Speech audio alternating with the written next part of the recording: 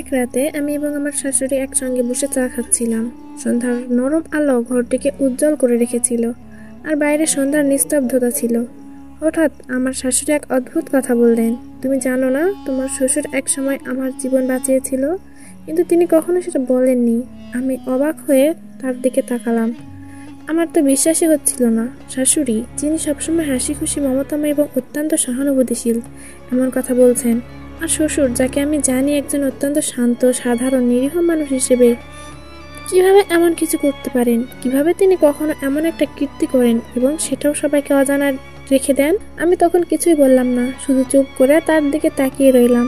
আমার শাশুড়ি কিছু সময় চুপ থাকার পর আবার বলতে লাগলেন, তোমার শ্বশুর তখনকার সময়ের এক বন্ধু ছিলেন। আমি তখন খুবই বিপদে পড়েছিলাম, আর সে আমার পাশে এসে দাঁড়িয়েছিল, কিন্তু সে কখনো তার কৃতিত্বের কথা বলেনি।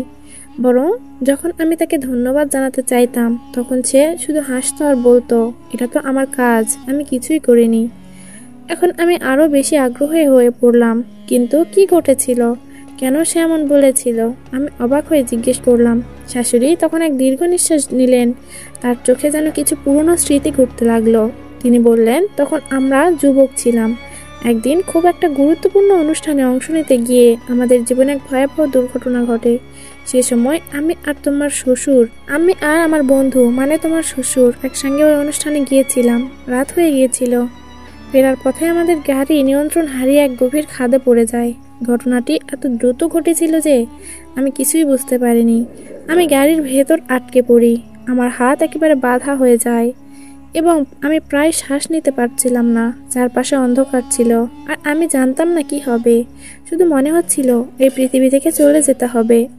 শাশুড়ির কথা আমি পুরোপুরি স্তম্ভিত হয়ে গেলাম। ভাবতে পারিনি এমন বিপদের মুখোমুখি হয়ে তিনি কিভাবে এত বড় ঘটনা মোকাবেলা করেছেন। তিনি বলেন, তোমার শ্বশুর তখন কিভাবে যেন কোনো শব্দ ছাড়াই গাড়ির পাশের জানালা খুলে আমাকে উদ্ধার করতে শুরু করে। আমি ভাবতে লাগলাম, সে আমাকে উদ্ধার করতে পারবে তো?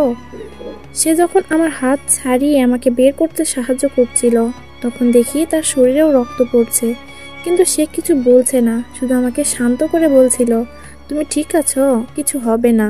আমি শাশুড়ির দিকে তাকিয়ে শুনছিলাম। সত্যিই শ্বশুরকে আমি কখনো এমন একজন মানুষ হিসেবে দেখিনি। কখনোই তাকে অমায়িক বা সাহসী মনে হয়নি। কিন্তু তার এই কাজের কথা শোনার পর আমি বুঝলাম মানুষের প্রকৃত সাহস কিভাবে কাজ করে। শাশুড়ি আবার বললেন, সে তখন একেবারে নিরপেক্ষ, কোনো ভয় বা বিপদ না চিনে শুধু আমাকে বাঁচানোর চেষ্টা করছিল। এমনকি সে নিজে আহত হলেও আমাকে প্রথমে উদ্ধার করেছিল।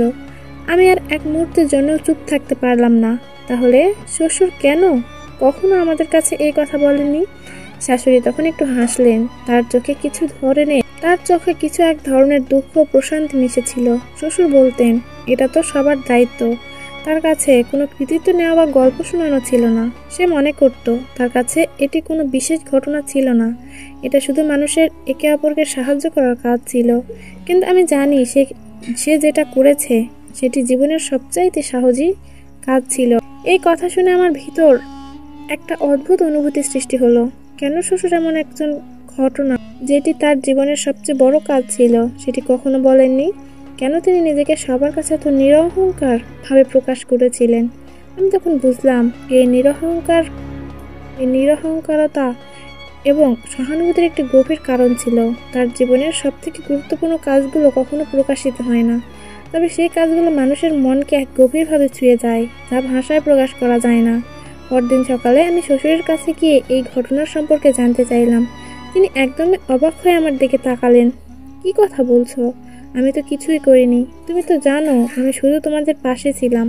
আমার কাছে কোনো কৃতিত্বের প্রয়োজন ছিল না।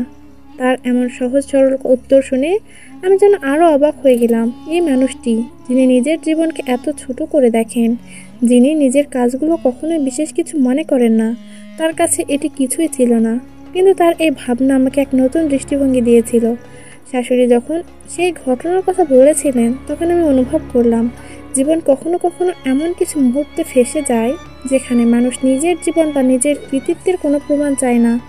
তারা শুধু অন্যদের জন্য কিছু করতে চায়, কিছু ভালো কাজ করতে চায়, যা হয়তো তাদের জীবনে কোনো রকম পরিবর্তন আনবে না, কিন্তু অন্যদের জীবনে একটা আলোর রেখা ফেলে যাবে।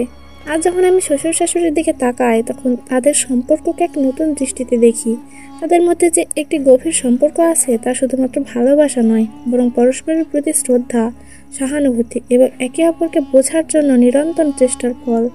তাদের জীবনের সেই এক অদ্ভুত ঘটনা, যেটি আজও পুরোপুরি জানা হয়নি, সেটি তাদের সম্পর্কের একটি অদৃশ্য বন্ধন তৈরি করেছে, যেটি সময়ের সঙ্গে আরও শক্তিশালী হয়েছে।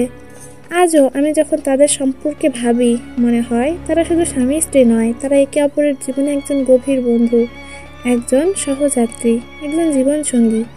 জীবন যা কখনো কখনো অন্ধকারের মধ্যে পড়ে, ঠিক তখনই দুটি প্রাণ একে অপরকে খুঁজে পায়, আর সেই খোঁজ অবিরত থাকে।